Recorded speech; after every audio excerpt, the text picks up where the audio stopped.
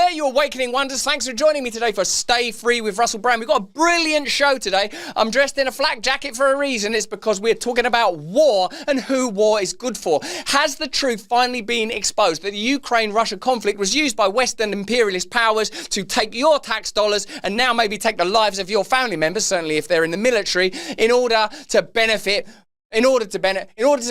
BlackRock and the IMF and the World Bank, etc. In addition to that, we're going to be talking to Nicole Shanahan, who was Bobby Kennedy's running mate, about globalism, wokeism, and vaccines. It's a brilliant conversation. Stay tuned for that. Remember, if you're watching this on X or YouTube or anywhere other than Rumble or Locals, we love you on Locals. Let me know in the comments and chat that you're still there and that you still love us. Please subscribe to Rumble Premium. If you use the code BRAND, you get additional content, not just from me, but from Stephen Crowder and Dan Bongino, as well as an ad-free experience over on Rumble. Let's get into today's story before our conversation with Nicole Shanahan. We are talking about this story, actually. Here it is reported in the Telegraph. Keir Starmer, the Prime Minister of the UK, and in a sense, a kind of remnant avatar of globalism in the same way that you recognise Justin Trudeau was, has pledged British troops and $12 billion of British taxpayer money to, £12 billion.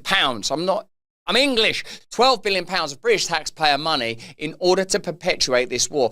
Over the next few minutes, we're going to explain how the Ukraine-Russia conflict involves BlackRock, the World Bank, and the EU, and essentially how you can see this as a globalist conflict. The way that you've been deceived is staggering and astonishing, and while it's going to make you furious to learn these facts and to see some brilliant reporting in the Telegraph, which is a legacy media newspaper, while it's going to make you furious, it's also going to give you a deeper understanding of why this conflict is so important. First of all, let's start with Keir Starmer's pledge. First of all, we're going to start with Keir Starmer's audacious pledge to lead British troops into war. And I'm prepared to consider committing British forces on the ground alongside others.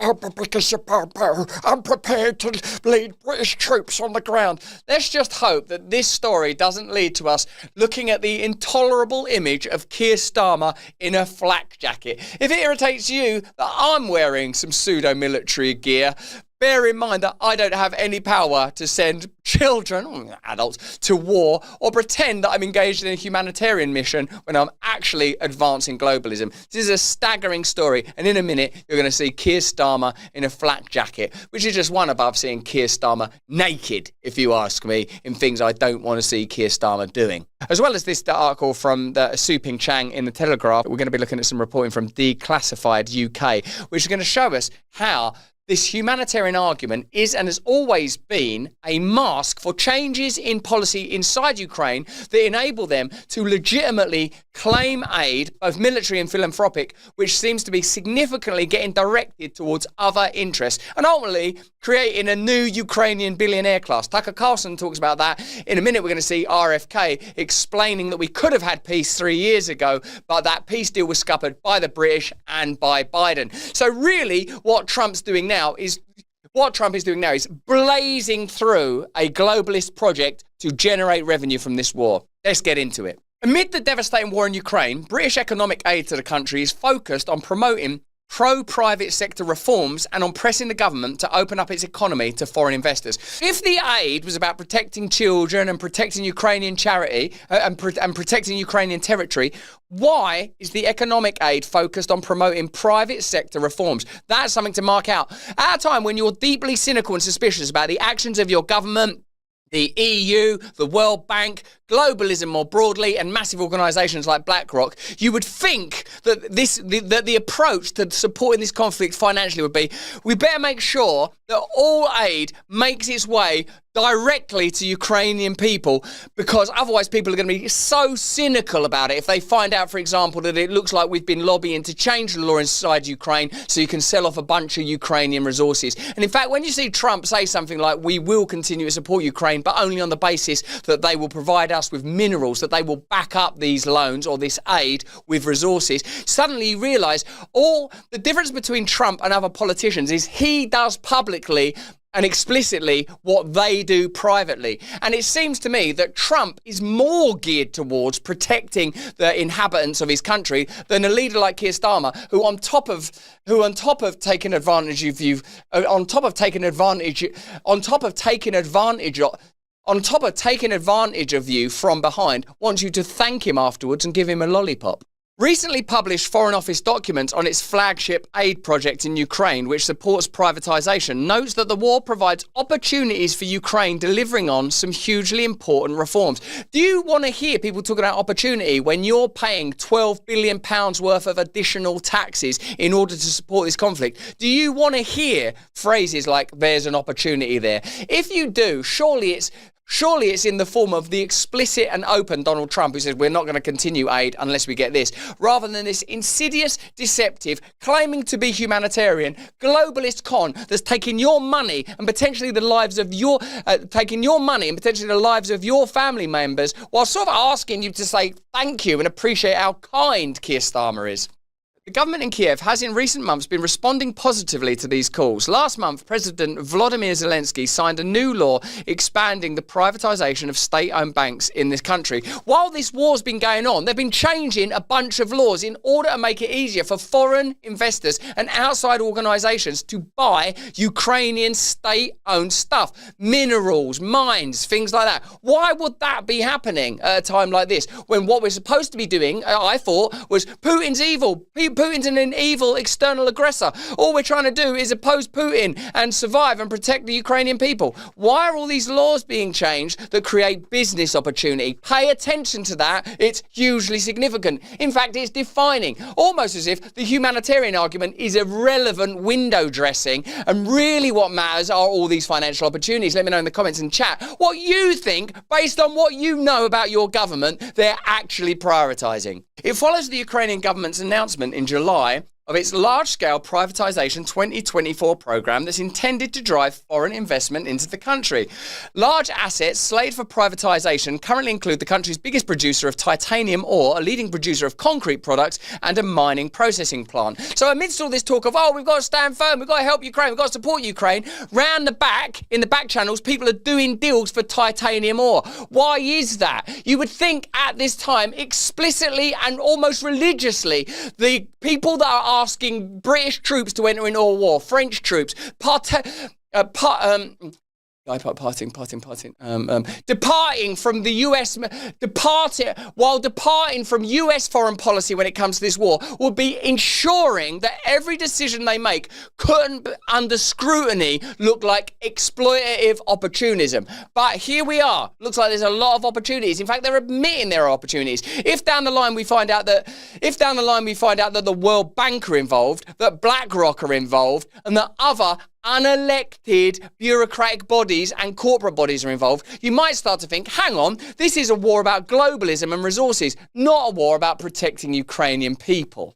Ukraine envisaged privatising the country's roughly 3,500 state-owned enterprises in a law in 2018, which said foreign citizens and companies could become owners. Remember, there was a coup in 2014. In 2018, the law was changed to allow foreign companies to buy their stuff. So you're starting to look now at figures like George Soros, companies like BlackRock, Vanguard, and indeed, Zelensky has publicly admitted, I think at the Golden Globes, publicly thanked at the Golden Globes, JP Morgan, BlackRock. What's going on? What is this really about? Is there anyone left who believes that who wants their personal tax dollars flowing into this conflict with the mistaken belief that it's somehow benefiting Ukrainian kids? Whether you're an American service person, a British service person, Russian or Ukrainian, you're all getting screwed in this conflict so that they can benefit from passing up Ukrainian resources and sell them to Western business interests. That is what it's about. That's what it's always been about. It's obvious, isn't it, when you think about it? Another law enacted in June 23. They keep changing laws. They're not changing laws to protect people. They're changing laws to jail journalists, to control media, to cancel elections, and to grant opportunities to globalist interests. How weird. Almost like that's what the war is and has always been actually about. Another law enacted in 2023 allows large-scale assets to be sold to foreigners or Ukrainians during the martial law regime. Britain's main economic aid project in Ukraine runs from 2022 to 2025 and is called the Good Governance Fund. Nice name. Catchy. One of its aims is to ensure that Ukraine adopts and implements economic reforms that create a more inclusive economy, enhancing trade opportunities with the UK. What a beautiful bit of bureaucratic language that actually reveals that the true intention is to create the true intention is to create financial opportunities. It ain't about protecting Ukrainian people. It's about exploiting Ukrainian resources. We're just arguing who gets them. Does America get some of them? Do EU countries get some? Does Britain get some? Heaven forbid that the Ukrainian people's interests should be protected and preserved. Doesn't it sort of make sense to you when you look at Zelensky and you look at some of the stuff Zelensky's done in the past, prancing about in leotards and stuff, that he's actually merely a person who stands in the palm of the hand of powerful interests, doing their bidding, operating at their behest, beck and call. He's not an actual leader, is he? He's not an actual leader. None of these people are. Not Keir Starmer, not Zelensky. They're ultimately the puppets of deep ulterior interests. You know that and I know that. What Donald Trump is, if you ask me, is a kind of wrecking ball in all this. Whatever you might think about Trump, I don't think that there are people behind the scenes going, why don't we do this? Why don't we do that? I think it's all just candidly spilling out of his mouth like sort of mad patriotic yogurt. It's not like a behind the scenes, I'm going to say this, but then I'm going to do that. Of course, there is some statecraft going on. I'm not suggesting that there isn't. But the reason that Donald Trump is an anomaly and a problem is not because he is deceptive and duplicitous, but because he's an individualistic tycoon who, in this position of power, can disrupt globalism. That's what I think. Let me know what you think. It notes, ironically, despite the horrific circumstances in which interventions are being delivered, the operating context has provided a unique opportunity to really demonstrate to the government of Ukraine and the Ukrainian population the importance and effectiveness of targeted technical assistance interventions designed to deliver reforms that generate tangible benefits. That's a lot of words to say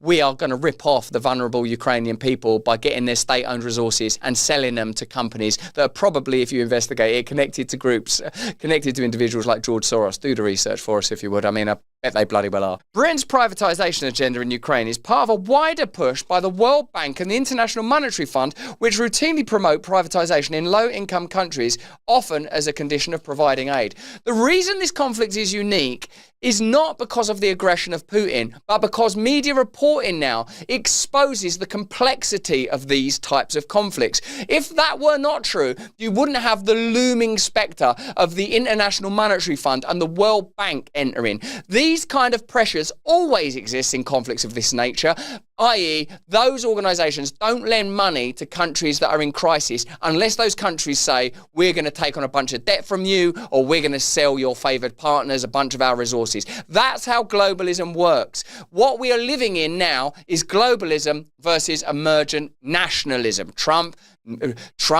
the yellow vests, Trump in America, the yellow vests in France, or Erdogan, all these kind of nativist political figures that say we're putting our country and their populations first. You might regard that as, I don't know, exclusive or racist or a whole bunch of things. The truth is, even if it is evil, is the lesser of two evils when it comes to the mendacity of globalism. Because these World Bank, International Monetary Fund, BlackRock gigs that's Lucifer. That's the stuff that will take over the world, tyrannize and chain you. And if you think that's hyperbolic, just look at the facts. They're willing to send UK troops into a war that's none of their business against an opponent that they can't beat in order to carve up Ukrainian resources and sell them to big corporations. Not for you, not for me, not for your children, and certainly not for the troops that will be invited to lay down their lives for this, but for globalist corporate interests. I'd say that's evil.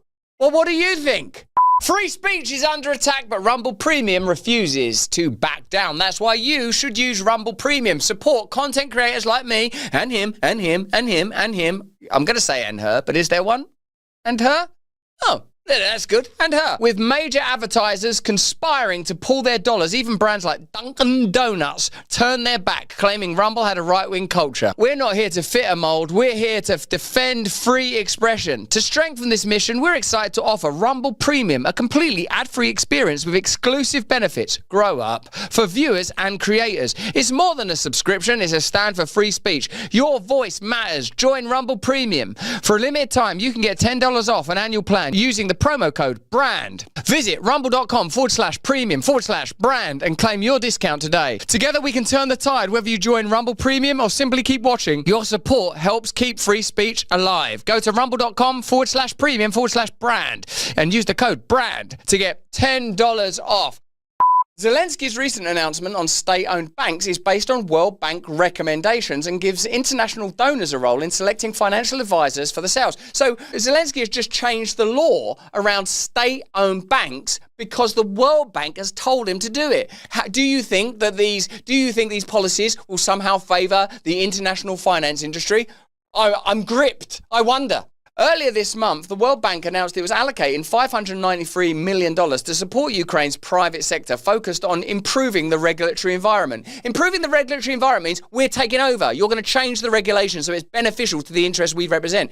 That's colonialism. That's imperialism. That's what people who voted for Trump voted against. That's why Trump's position on this war, and America's therefore, is going to alter radically. And that's why it's insane that Britain is saying we're going to dedicate troops to this conflict, because without the United States of America, you can no longer mask the globalist nature of this endeavour, which is unpopular. No one wants it. Does anyone in the UK want to pay more money or want to send their military into this conflict? The answer to that is a succinct monosyllabic no. One of the conditions imposed by the IMF in last year's $15 billion loan to the Ukraine is for the government in Kiev to produce a strategy on privatisation and for that strategy to be favourable. Similarly, the EU's recently agreed Ukraine plan, which will provide 50 billion euros to Ukraine in grants and loans during 24 to 27, is also conditional on, among other things, the entry into force of the legislation on corporate governance of state-owned enterprises. Now, I know this sounds a little bit boring at points, but what they're essentially saying is support in this war is contingent on Ukraine carving up state-owned assets and selling them to our preferred partners. That's disgusting enough on its own. But when you're inviting British kids, French kids, American kids, were it not for Trump, to die in this conflict, it becomes nefarious almost beyond measure and imagination. And when you think back to Keir Starmer saying, it is with great regret and reluctance that I'm going to put on a flak jacket and pretend to care about war, you realise what you're dealing with. Just because it's boring, it doesn't mean it's not evil. Rustem Umryov, the head of the State Property Fund, which presides over Ukraine's privatisation strategy, said in July that international partners support the start of large-scale privatisation and are ready to facilitate pitches to the business communities in their countries. The search for strategic investors is an opportunity for their development and a path to leadership in the world market, he added. Foreign investment in rebuilding Ukraine's economy is being coordinated by the world's largest asset manager, BlackRock. Oh, wow. So we've got World Bank, IMF, and BlackRock involved in this. Wait a minute, weren't we about protecting people in Kiev and orphanages and children? And why does Hannah Biden work at Burisma anyway? The Ukrainian government notes that privatisation can benefit the country by reducing subsidies, provide income to the state budget, and increase public benefits through market-oriented products and services. It's essentially an attempt to hollow out Ukraine, so there is no Ukraine. There's the word Ukraine. There's a flag of Ukraine. There's a puppet president in the figure of Zelensky. And behind the scenes, all sorts of globalist interests are siphoning off money and resources. And that wouldn't be such a bad thing were it not for the fact. And on top of that, British troops are going to be asked to lay down their lives in order to facilitate this, and you're going to pay for it through your work. Did you vote for that? Do you want it? The key goal for Western states supposedly aiding Ukraine's privatisation process is to find access to new markets and to bring Ukraine into their commercial orbit, fully detaching it from their rival, Russia. A sign the Ukrainian public needs persuading about this Western bank privatisation is that the US-UK SOIRA project, that's the name of the bureaucratic endeavour to balkanise, the irony, Ukrainian assets, includes a public relations dimension. One of its goals is to assist the government in strategic communications to enhance reforms. That's why Zelensky has become a kind of celebrity, why he's always cropping up at award ceremonies and stuff like that and dolled up in a flak jacket. But this now affects me because I've got skin in the game because I'm a British person and therefore I pay British taxes and therefore I know people in the British military. And even if I didn't, I wouldn't want these people to be laying down their lives on the basis of a disgusting lie.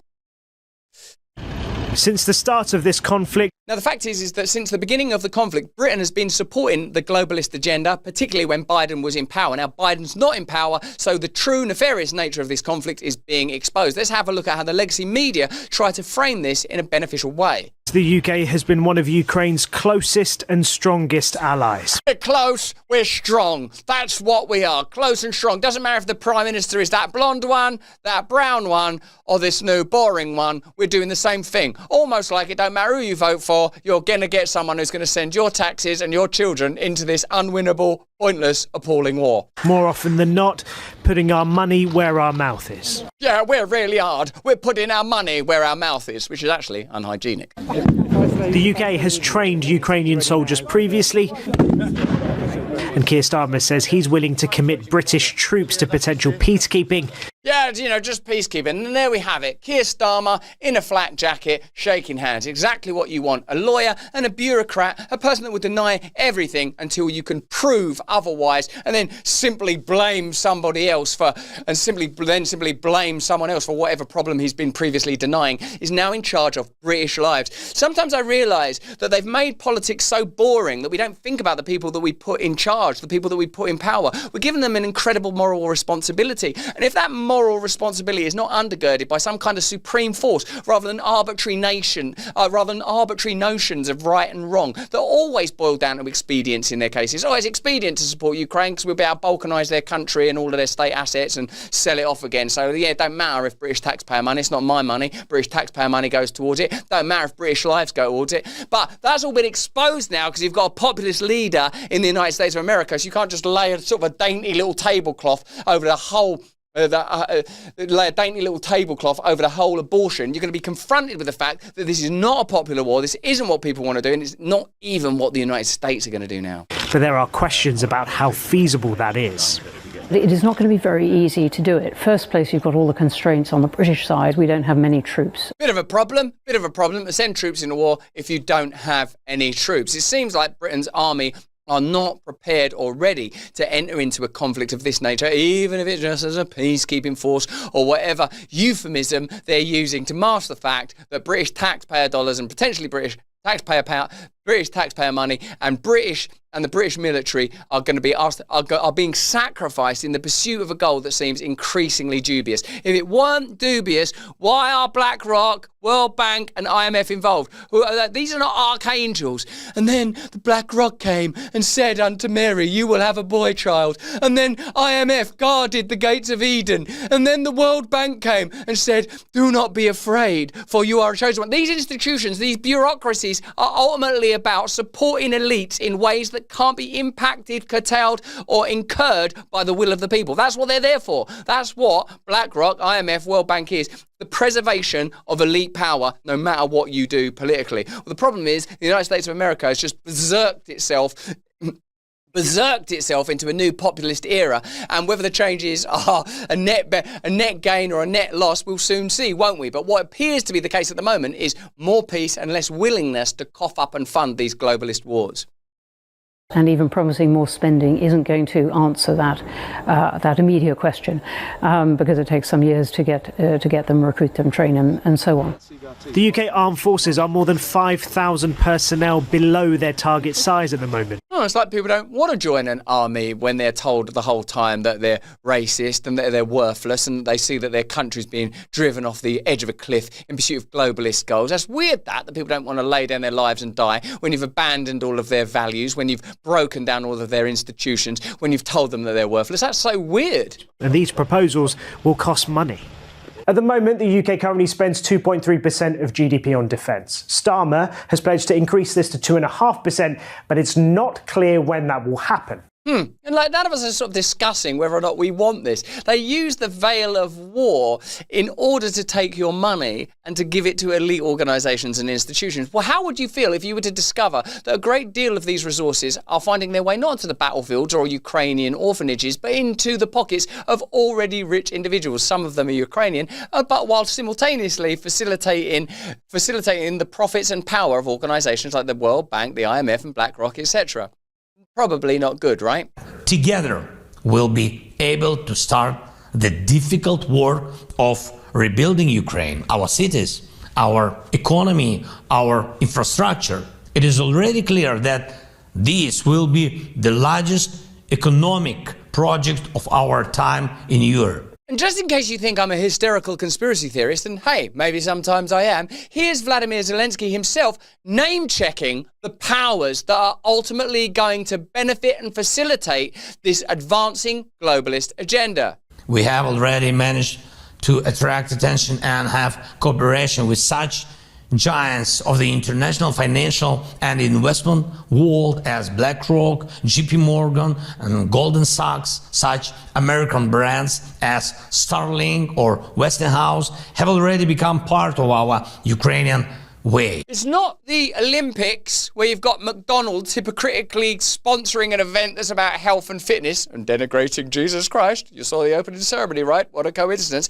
This is a war in which people are going to die. Him name-checking those organizations is the revelation of the power that ultimately precipitates and necessitates ongoing war. And for Zelensky to say, the Ukrainian way, what do you mean? What do you mean by that? You mean the way of the Ukrainian people? Like, it's like they're sort of like working, tilling a field or getting some stuff done or singing folk songs to one another. There ain't no Ukrainian way if you yield to the World Bank and the IMF and BlackRock. That's globalism. Part of what globalism means, as you know, if you're living in a Western country, is your borders will be flooded, your assets will be stripped, and elite powers that you cannot reach or even conceptualize sometimes will seize the reins of your nation and seize the lives of your children. Your brilliant defense systems, such as HIMARS or Bradleys. Also, Tucker Carlson has some pretty unique and interesting insights that completely alter the way you see this conflict. Alps, which is probably the most expensive town in the world. I was not there to ski, for the record. But the whole town is Ukrainian. All the visitors are Ukrainian, and they're rolling into Air Maze and dropping $1 million in an afternoon. Okay. So it's all through Europe. You see this. The richest people are the Ukrainians. That money is ours. It belongs to me and you and every other American taxpayer. That's where it's going. Second fact, not guess, fact is Ukrainian military is selling a huge percentage, up to half of the arms that we send them. Half. And I'm not guessing about this. I know that for a fact, okay? Not speculation. And they're selling it, and a lot of it's winding up with the drug cartels on our border. So this is a crime, what's happening. Our intel agencies are fully aware of this. You tell me they're not profiting from this. Of course, you think the CIA is not profiting from this? Yes, they are. I can't prove that, but I believe that. What they don't know this, I know this, but they don't know this. They know this. And no one is saying it. Like, no American seems aware of this. Tucker Carlson there exemplified the challenge of modern political life.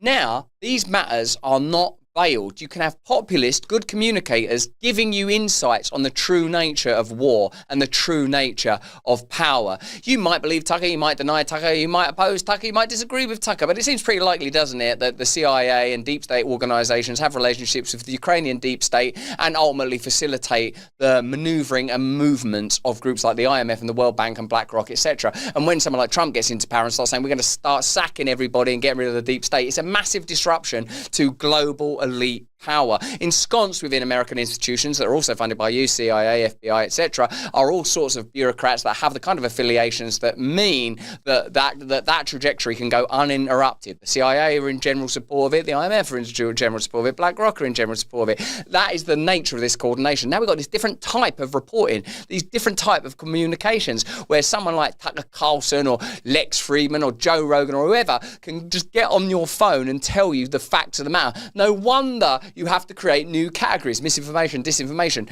Really what's required is the ability to continue business as usual. That's what they're trying to do in Ukraine right now, at least the British are, while clearly in Trump's America a different trajectory is being explored. And then you need the ability to prevent people communicating about it, because if we can communicate about it, we can stop it. In April of 2022, but this conflict's been going for a while. Let's have a look at what Bobby Kennedy said about events way back a few years ago. President Biden sent Boris Johnson to Ukraine to force President Zelensky to tear up a peace agreement that he and the Russians had already signed, and the Russians were withdrawing troops from Kiev and Donbass and Lugansk.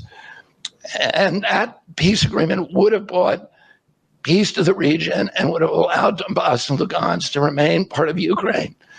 President Biden stated that month that his objective in the war was regime change in Russia.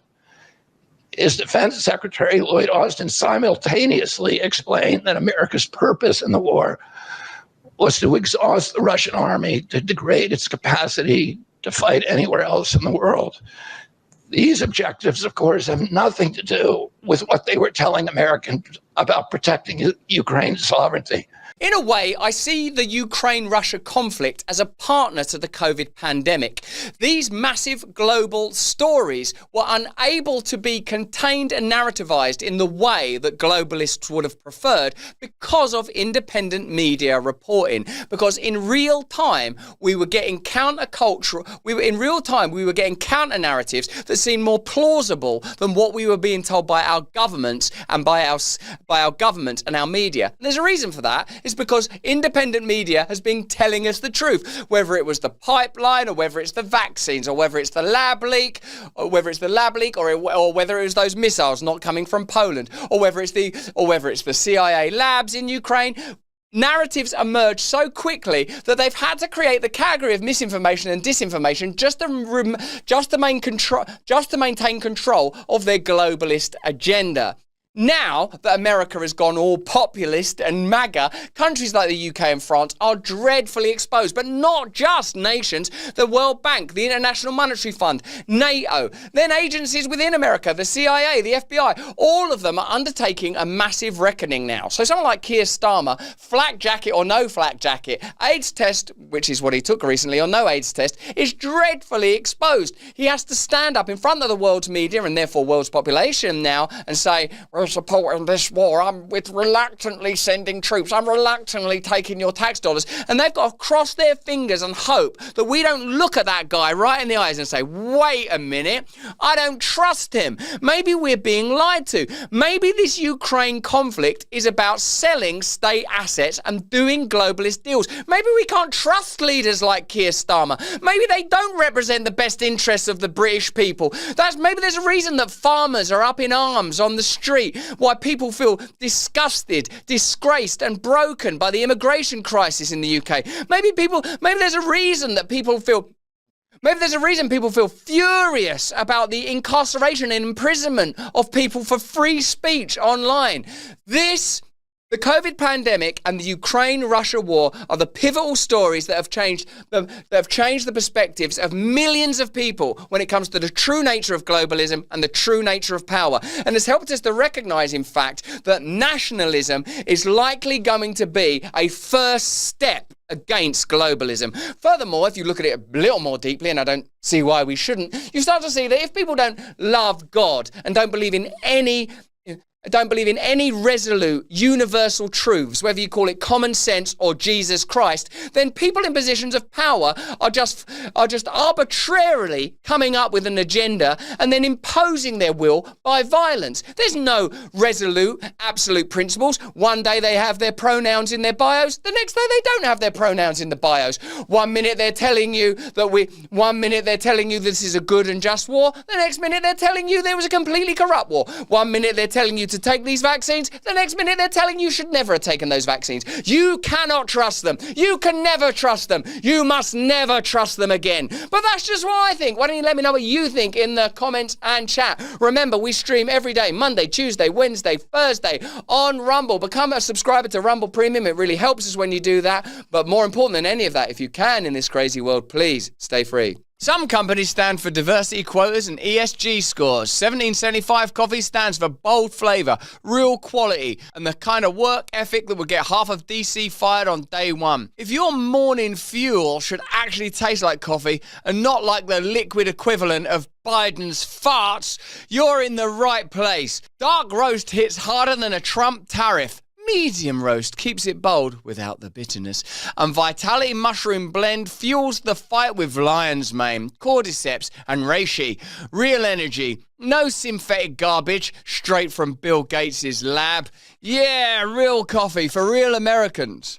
like me. Weak coffee is for the weak, and at Rumble, weak has never been part of the mission. No fillers, no shortcuts, and proudly backed by a platform that does not cut corners, water things down, or settle for mediocrity. For pods, whole bean, or ground coffee, head to 1775coffee.com, use the code BRAND for 15% off. Right, okay, if you're watching this anywhere other than Rumble Premium, we're going to leave now. Stay with us, because we're about to talk to Nicole Shanahan about vaccines and Google and Serge Brin, that's the dude that set up Google, as well as Bobby Kennedy. It's a brilliant conversation, as well as Christ. She's come to Christ. Click the link in the description. Hey, if you've not been watching Break Bread, watch Break Bread. And if you're not a member of Rumble Premium, where you get Break Bread as well as a load of other additional content from me, Bongino, Crowder, Glenn Greenwald, etc., then subscribe to it now and use my code.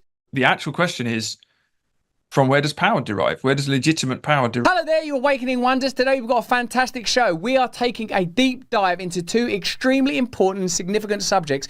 One, my native UK has been immersed in crime and some high-profile people are talking out about it. And two, the BBC have been caught editing content to manage the message of Donald Trump. When a media company can change the words of a president for their own convenience, you know how power's operating. You knew that already when Trump got kicked off of Twitter. And by the way, you can say this stuff without being an advocate for Trump or believing that Trump is the solution to all the world's problems. I don't believe Trump is the solution to all the world's problems. I believe Christ is the solution to all the world's problems, and that you can have a personal relationship with Jesus Christ as I do. Nevertheless, a global imperialist state that wants to replace God is a big, big problem. Both of these stories illustrate that tendency. You are going to love it. If you're not a member of Rumble Premium yet, become a member of Rumble Premium now. Let's get into our first story. When it was revealed that the BBC had doctored a Trump speech to make it seem he incited the Capitol riot, it exposed more than bias. It exposed belief. The belief that deceiving the public is justified if it defeats the enemy. But when truth itself becomes negotiable, who's really endangering democracy? Trump or those claiming to defend it? Like the BBC. Hello there, you Awakening Wonders. Well, there you have it. The BBC tell lies. The mainstream media tell lies. The mainstream media are invested in destroying independent media. You cannot trust them. You never could. Now, it's interesting to talk about this now because Mamdani, a socialist Muslim mayor, is in charge in New York City. And I'll be interested to see how right-wing media exaggerates, amplifies, detracts from, attacks Mamdani. It'll be just interesting because what matters really and where we want to get to is information. You can't trust the media, you can't trust the government, so now just try to assess information. And the idea that there's no objective information, that everything's subjective, that's bullshit. That's why you need God. You need to know that justice is real, truth is real, being a good person is real. Oh, it depends on the perspective. There's some perspectives where it's okay to have a rape gang. There is no perspective where it's okay to have a rape gang. So let's have a look at those people we've charged with telling the truth. Remember, the word media just meant to be a channel via which information reaches you. It shouldn't get lacquered up, diluted, polluted and intoxicated with ideology. And yet it seems to. It's been revealed that Trump edited a Trump speech in order to convey a certain story. Let's analyse that and then look at how it applies across the political spectrum and how, as always, what we need is direct control ourselves. We have the means of production. Why are we fucking around? They played the following clip. We're going to walk down to the Capitol and I'll be there with you. And we fight. We fight like hell. But Trump didn't, in fact, say this at all. The BBC spliced together two clips that took place 54 minutes apart. It's amazing that the Telegraph have chosen, right, OK, we need to get the coolest person on the team here at the Telegraph to explain this to a modern, funky audience. Now, what they've done is they've spliced together two clips using the old splicer. Yeah, what film are you talking about? The Keystone Cops? That's just an aside. The central and functional information is, of course, the BBC presented something to you as truth that was heavily narrativized. You'll all be familiar with this clip from The Simpsons where someone's past was used to make them look like a rapist. Hey, why does this seem familiar to me? Precious Venus.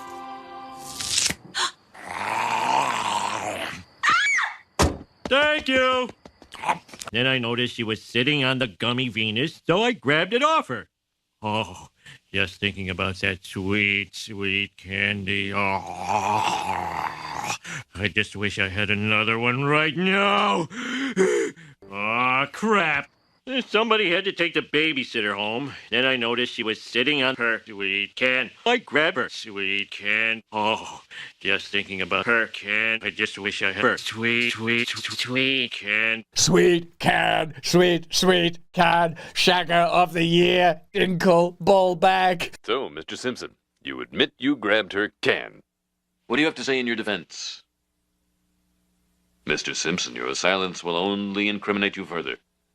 No, Mr. Simpson, don't take your anger out on me. Get back, get back. Mr. Simpson, no! Dramatization may not have happened. We all know that's how the media functions. So what does it reveal about the media's intention? Now we know they have an intention. What is it? So let's go through it again.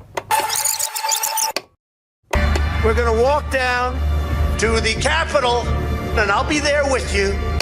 Now, see there, between Capitol and, that's a cut. Oh my God, do you know what's terrifying about watching this? Is that this is made for an audience of, I suppose, boomers and Generation Xers and people my age. And look at the level of hand-holding they need to understand this stuff. I suppose because I've worked in media all of my life and been involved in content creation for a long while. I'm like, yeah, if there's a cutaway, that means that there's an edit. And that means that they're using something else. Right, Massey? Oh no. Wait, what? No, it's bloody obvious. I grabbed her sweet can. Oh. These things are obvious to people that understand media. And what's equally obvious to me, given that now we know, my God, that this is the margin, this is the chasm that we're crossing. The BBC did that for a reason. The BBC did that and the reason the BBC did that is whether you like Trump or not, and whether you agree with him ideologically on what you think he thinks about race or immigration or any of the subjects that can be used to stimulate you back into your numb, dumb ignorance, Donald Trump, whatever he is and isn't, is a problem to the kind of institutional and establishment interests that plainly have total control over the BBC. Here's what Trump actually said. We're going to walk down to the Capitol, and we're going to cheer on our brave senators and congressmen and women. It's different. It's completely different. Now, here's a prediction. What will happen now is they'll say, oh, one person made that decision and we'll find the one person that made that decision and we'll get rid of the one person that made that decision. But that decision was a reflection of values that are deep within the BBC. All right, let me just ask you, who did the BBC want to win that election? Donald Trump? Yes or no? How do they want you to view Donald Trump? Positively or negatively? So whenever they tell stories about anyone, think about what do they want you to think about that person and why would that be? It wasn't until nearly an hour later that he then said the second part of the BBC's version. We're going to walk down to the Capitol, and we fight. We fight like hell. The Telegraph revealed that the BBC had doctored a Donald Trump speech for its Panorama programme, editing it to make it appear though it encouraged the Capitol riot. It confirmed what many people suspected. The so-called impartial establishment media are no longer chroniclers of truth, but active participants in a psychological war for narrative control. Look, man, it's hard for me to talk about something like this because I have been in a personal battle as a member of independent media with establishment media for a long time, way before the very damaging allegations which ultimately generated charges down the line, because none of the people involved in that documentary pursued anything criminal. There were a lot of headlines that were attacking me in a variety of other ways. So of course I'm not impartial when it comes to the corruption of the media and the way that the media present information in order to bring down their opponents, and their chiefest opponents are independent media, because independent media inevitably leads to independent politics. If you start to follow independent media creators like me, forget me, who cares about me,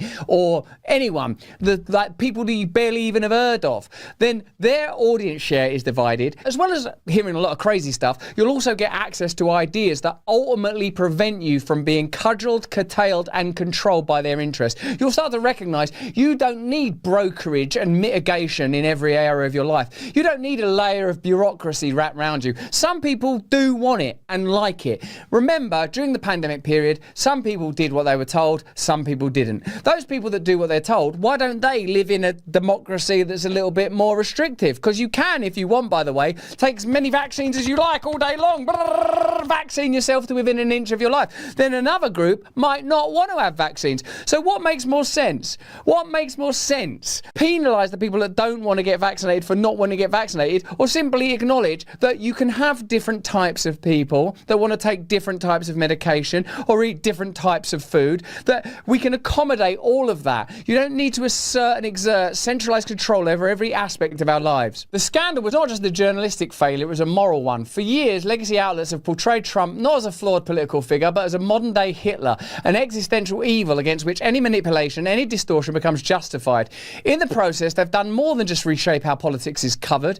They've helped reshape what politics is. Not a contest of ideas, but a holy war between the righteous and the damned. This kind of moral absolutism does not arise in a vacuum. It thrives in a system that depends on the creation and destruction of villains to sustain itself. The establishment always needs a monster, someone whose existence can justify its moral authority. Consider Dick Cheney, the former vice president, once reviled as the architect of America's bloodiest misadventures. For years, he was the liberal media's embodiment of evil, a corrupt war profiteer, the dark lord of the Bush administration. Yet in death, Cheney has been reimagined as a tragic hero, a principled conservative whose sole virtue, denouncing Trump, was enough to redeem a career once condemned. The same rehabilitation was extended to George W. Bush, a president whose wars killed hundreds of thousands, but who now appears on talk shows as a genial grandfather figure, embraced by the same networks that once painted him as a tyrant. The message is clear. You are only as monstrous as your usefulness to the narrative allows. If you can hold on to these two ideas, you won't go far wrong. One, technology now is so immersive that it can give us the kind of power of gods. And two, the state wants absolute control of that technology. You can see that they want to be God because they are using edicts and principles that only God might deploy. One, they want us to be like children, dependent on them for information and even in some cases welfare. Two, in this instance, they are claiming the right of canonization, that they can wash away a lifetime of sin, that they can posthumously turn Dick Cheney, one of their worst monsters, into a totem of sanctification. At the heart of the transformation lies a media industry that no longer sees its role as holding power to account, but rather as defining which power deserves to be held. Impartiality has been replaced by moral theatre. The doctored panorama clip wasn't an isolated lapse, it was a symptom of a larger condition. From CNN's obsessive moralisation of the basket of deplorables moment to MSNBC's relentless portrayal of half the country as domestic extremists, to President Biden's battle for the soul of the nation speech with its red-lit staging and rhetoric of semi-fascism, the narrative has been weaponised. Political disagreement is no longer framed as difference, it's framed as danger. We must be honest with each other and with ourselves. Too much of what's happening in our country today is not normal. Donald Trump and the MAGA Republicans represent an extremism that threatens the very foundations of our republic. Now, I want to be very clear up front. Not every Republican, not even the majority of Republicans are MAGA Republicans. Not every Republican embraces their extreme ideology. I know, because I've been able to work with these mainstream Republicans. But there's no question that the Republican Party today is dominated, driven, and intimidated. We can't make this content without the support of our partners. Here's a message from one now. The Wellness Company, Peter McCulloch's brainchild. Now, I don't like the term brainchild because it makes me think of a child who's sort of made out of brain material, all slimy and slobbery and covered in a network of neurological interconnections and syntactic sinew. Every day we are exposed to nanoplastics, the dirty bastards, infiltrating our food, water, testicles, clitori, and they're now being detected in the human body. A study in the New England Journal of Medicine found nanoplastics embedded in artery plaque, and people with those particles had a higher risk of heart attack and stroke over the next 3 years. The Wellness Company's medical board is dedicated to understanding root cause issues and created Plasdetox as a natural solution. Plasdetox is your daily defense that targets internal plastic buildup with a superior blend of ingredients. It includes cracked cell wall cholera. Can you say that, Joe? Do you know that one? Do you know it? What's that? Cholera. Cracked cell wall cholera. Never heard of that. Cholera. You ain't heard of that? Was it Well, herb or something? It Chlorella. removes toxins. It takes the toxins right out of there. Yeah, like green stuff. Chlorella. Chlorella, that's it. Calcium D-glucerate to support phase 2 liver detox and the elimination of endocrine disruptors such as BPA, polystyrene, tomato extract to provide antioxidant protection, and detox probiotic blend to reinforce the gut barrier and help clear nanoplastic byproducts. Use Plas Detox daily to reduce toxin burden and to support healthy liver detox, all in a clean daily formula for long-term use. Go to twc.health/brand and use the code brand to get 10% off plus free shipping. Again, that's twc.health/brand and use the code brand to get 10% off. 10% off with the code brand. twc.health/brand. See you over there. Get them filthy nanoplastics out of your nut bag, tit sack, mouth, and whole body.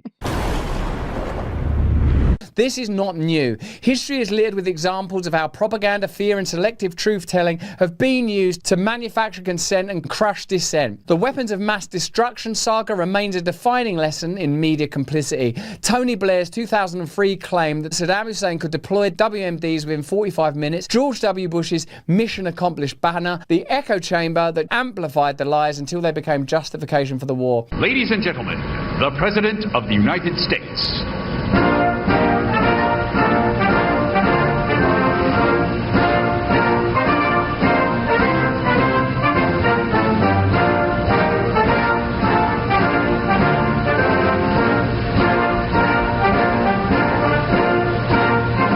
Be seated, please.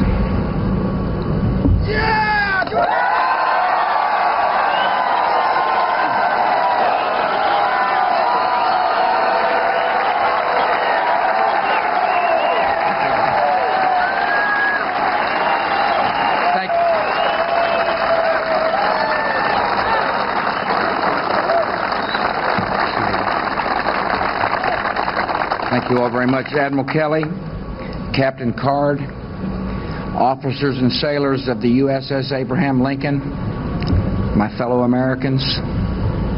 Major combat operations in Iraq have ended. In the Battle of Iraq, the United States and our allies have prevailed.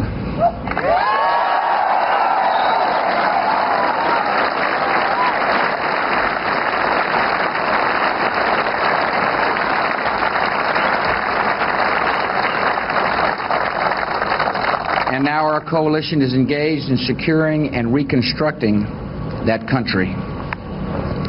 In this battle, we have fought for the cause of liberty and for the peace of the world. Our nation and our coalition are proud of this accomplishment. Yet it is you, the members of the United States military, who achieved it. Your courage, your willingness to face danger for your country and for each other made this day possible. In the McCarthy era, communists filled the same role that fascists and MAGA extremists now occupy, a manufactured enemy so terrifying that reason and evidence could be suspended in the name of safety. Today we are engaged in a final all-out battle between communistic atheism and Christianity. The modern champions of communism have selected this as the time, and ladies and gentlemen, the chips are down. They are truly down. If there be any doubt, the time has been chosen. Let us go directly to the leader of communism today, Joseph Stalin. Here is what he said, not back in 1928, not before the war, not during the war, but 2 years after the last war was ended. As one of our outstanding historical figures once said, when a great democracy is destroyed, it will not be from enemies from without, but rather because of enemies from within. When Trump entered the political stage, he became the ultimate vessel for this tradition. His populism, often crude, always combative, made him an easy caricature, a perfect foil for a political class that needed a devil. But Trump's own instinct for division also poured fuel on the fire. His willingness to mock, insult and polarise made it simple for his opponents to cast him as uniquely dangerous. Yet his supporters saw something else, not a saviour, but a weapon against the elites who had long sneered at them. Thus, the dynamic fed itself. Each side's fury justified the other, and the media, ever the opportunists, reap the rewards of outrage. But when the moral absolutism becomes the default lens, truth becomes irrelevant. The fine people on both sides controversy remains a textbook case. Trump's full comments where he explicitly condemned white supremacists were edited to make it appear that he sympathised with them. The clip went viral, the myth became permanent, and the division deepened. And that's when we heard the words of the President of the United States that stunned the world and shocked the conscience of this nation. He said there were, quote, some very fine people on both sides. Very fine people on both sides? Charlottesville lie. Very fine people on both sides. Except that isn't all he said. And they knew it then, and they know it now. Watch this. But you also had people that were very fine people on both sides. You had people in that group, excuse me, I saw the same pictures as you did. You had people in that group that were there to protest the taking down of, to them, a